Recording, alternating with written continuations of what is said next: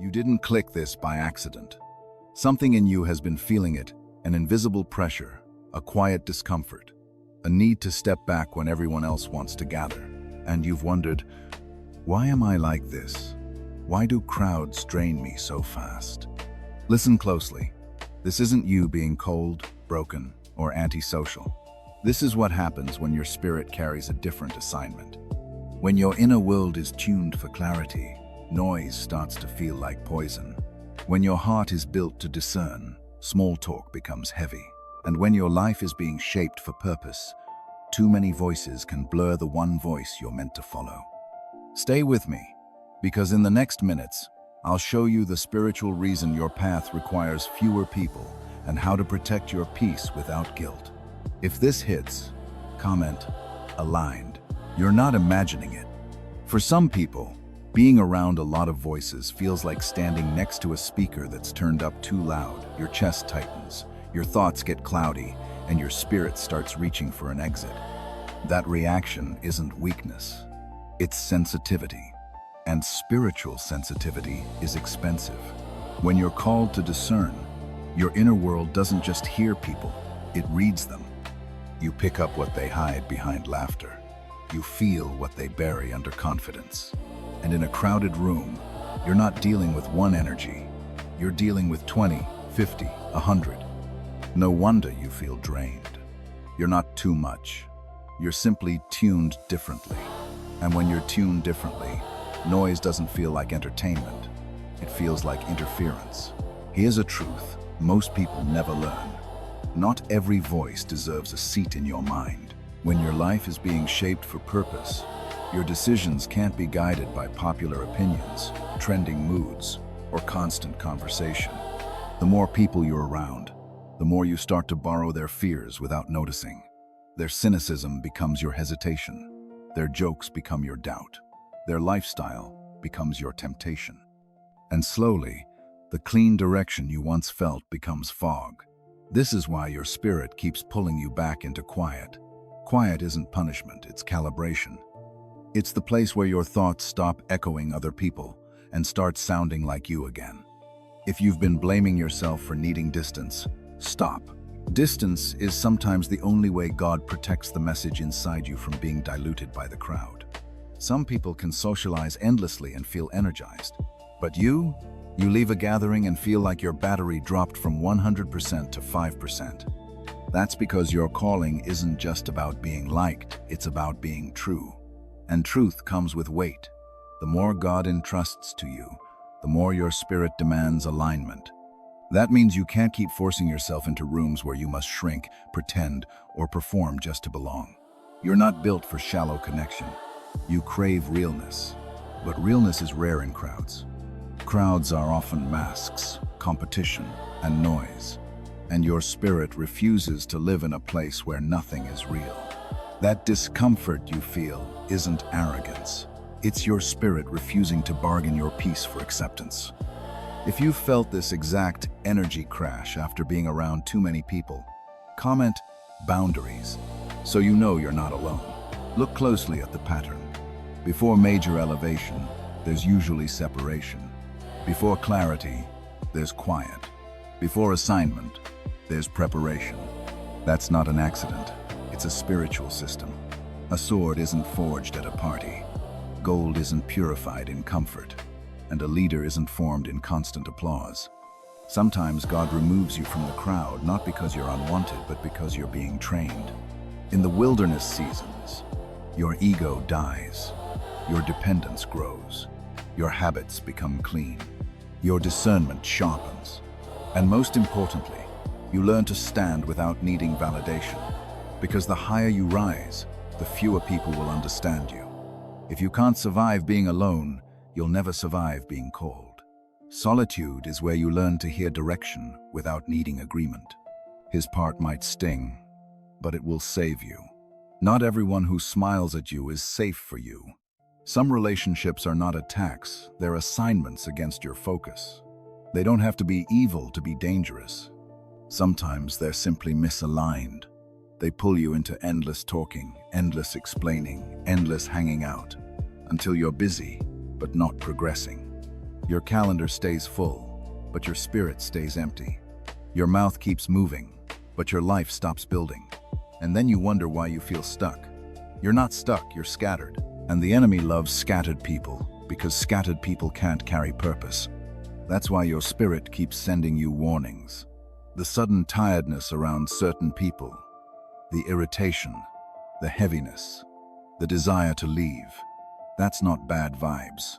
That's discernment knocking. There's a reason you feel peaceful in some spaces and restless in others. Peace is not laziness, it's information. Peace is how you know you're aligned. And when your peace disappears every time you enter certain circles, that's a signal. You were never designed to be everywhere. You were designed to be where you're assigned. Think of your peace like a flame. In the right environment, it grows warm, steady, bright. In the wrong environment, it flickers, smoke, struggle, confusion. Many chosen ones lose years not because they lack talent, but because they keep volunteering their flame to cold rooms that were never built to hold it. Protecting your peace isn't selfish, it's stewardship. At some point, you may notice something strange. You can't enjoy what you used to enjoy.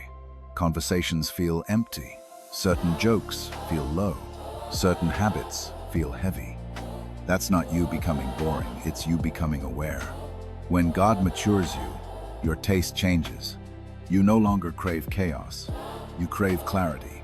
You no longer crave attention. You crave truth. And when your taste changes, your circle must change too. This is the pruning nobody celebrates. It feels like loss. It feels like loneliness. It feels like you're missing out. But what if you're not missing out? What if you're being preserved? What if God is removing you from environments that would ruin your character before your breakthrough even arrives? If you've been in a season where your circle is shrinking, don't click away, because next I'm going to show you exactly how to know who is safe to keep close. Here are 3 practical filters you can use: simple, real, and powerful. First, do they respect your boundaries without punishing you? A safe person doesn't guilt trip you for needing space. Second, do you feel clearer after being with them?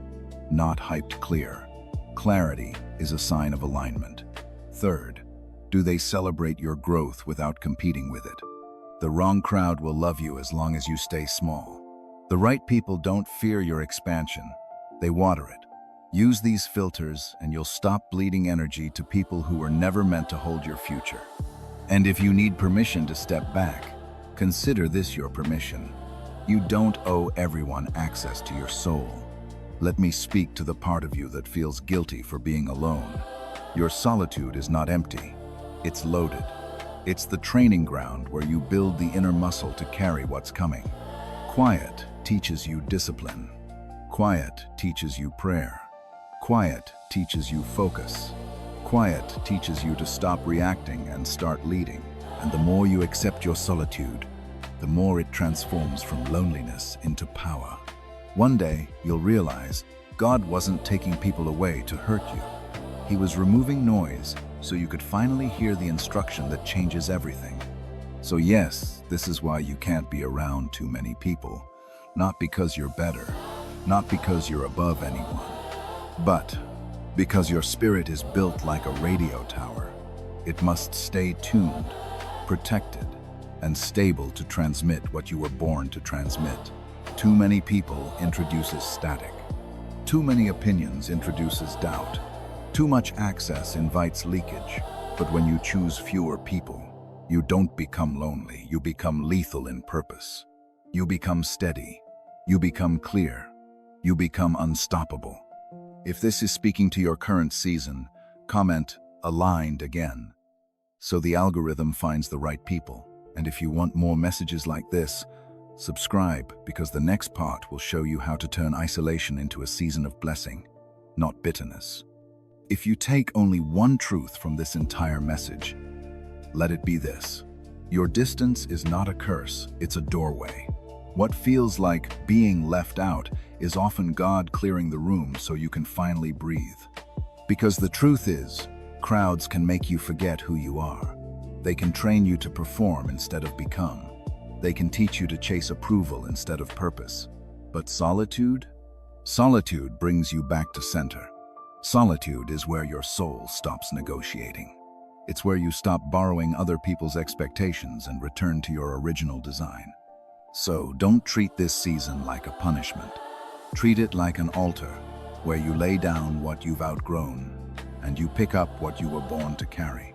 There are people who can tolerate anything because they don't feel much. But you feel everything. And that's why your spirit can't stay in places where truth is avoided, where energy is forced, where conversations are shallow, where your heart has to pretend. Sensitivity, when guided, becomes discernment. Discernment, when honored, becomes wisdom. Wisdom, when obeyed, becomes protection. So instead of shaming yourself for needing space, learn to honor what your spirit is telling you. When you walk away from certain environments, you're not being dramatic. You're being obedient to the quiet alarms God placed inside you. Listen carefully. You don't have to lose yourself to keep people. The right people won't punish you for having boundaries. The right people won't guilt trip you for needing peace. The right people won't demand constant access to your time, your emotions, your attention. The right people will feel like oxygen. They will leave you clearer, not confused. They will leave you stronger, not scattered. And yes, your circle may get smaller, but small doesn't mean weak. A few aligned people can do more for your destiny than 100 casual connections ever could. So what do you do now today after this video ends? Start here. First, stop explaining your boundaries to people who benefit from you having none. You don't need to convince everyone. You need to protect your peace. Second, create a daily quiet space, even if it's 10 minutes where your mind can unclench and your spirit can reset.